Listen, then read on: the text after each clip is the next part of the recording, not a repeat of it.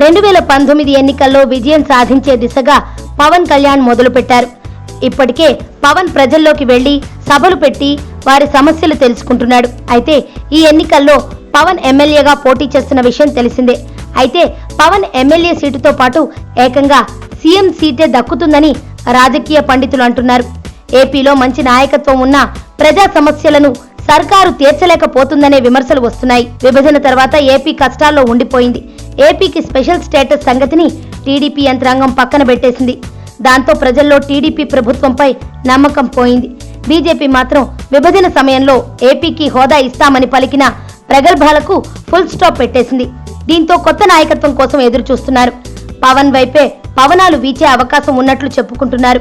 ఈ క్రమంలో 2019 ఎన్నికల్లో పవన్ కు చెప్పుకోదగ్గ సంఖ్యలో ఎమ్మెల్యేలు గెలుస్తారని అనుకుంటున్నారు. ఇప్పటికే 2019 ఎన్నికల కోసం పూర్తి స్థాయి కసరత్తులు చేస్తున్నారు పవన్ కళ్యాణ్. రీసెంట్ గా 2019లో పవన్ కే పవర్ వస్తుందని నాగబాబు అన్నారు.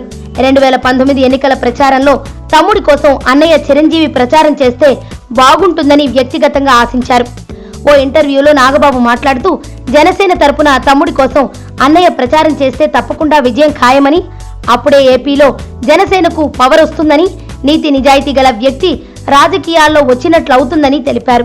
మరి మెగాస్టార్ చిరంజీవి ఎలాంటి నిర్ణయం తీసుకుంటారో తెలియాల్సి ఉంది. ఇప్పటికే ప్రజారాజ్యం స్థాపించి ఆ తర్వాత దానిని కాంగ్రెస్ లో విలీనం చేసి ప్రస్తుతం సినిమాల్లో కొనసాగుతున్నారు. త్వరలో కాంగ్రెస్ కి కూడా స్వస్తి చెప్పి జనసేనకు మద్దతు పలికి పవన్ ను గెలిపిస్తారని, తద్వారా రాజకీయాలకు బై చెప్పి సినిమాలు చేసుకుంటూ పోవాలని చిరంజీవి భావిస్తున్నట్లు తెలుస్తోంది. మరి చిరు ప్రచారం ఏ పరిణామాలకు దారి తీస్తుందో చూడాలి.